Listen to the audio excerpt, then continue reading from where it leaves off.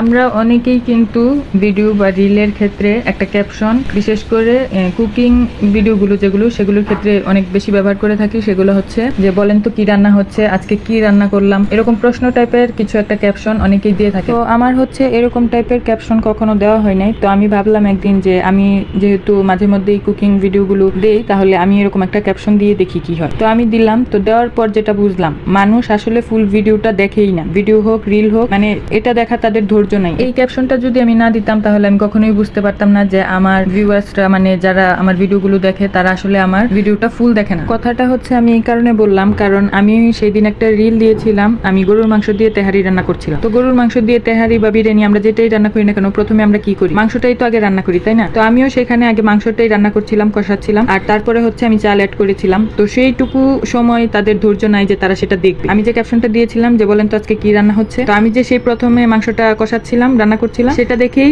প্রায় 50%-এরও বেশি মানুষ কমেন্ট করেছে যে বিফ রান্না হচ্ছে, মাংস রান্না হচ্ছে, মজার রান্না হচ্ছে, এগুলো বলে দিয়েছে। আর শুধু দুইজন মানুষ আমাকে কমেন্ট করেছে বিরিয়ানি আর না হয় খিচুড়ি। তাও তো এরকম সিমিলার টাইপের কিছু একটা কমেন্ট করছে, মানে তারা ফুল ভিডিওটা দেখছে বিদায় এরকম একটা কমেন্ট করছে। অনেকে তো ক্যাপশনও ঠিক করে পড়ে না। মাঝে মধ্যে তো আমরা ছোট ক্যাপশন দিই না, মাঝে মধ্যে তো আমরা ক্যাপশনে অনেক কিছু লিখে দিই। তো সেই ক্যাপশনটাও মানুষে পড়ে না। আমি তো কিছুই বুঝি না এরা কিভাবে এভাবে কাজ করলে সফলতা পাবে।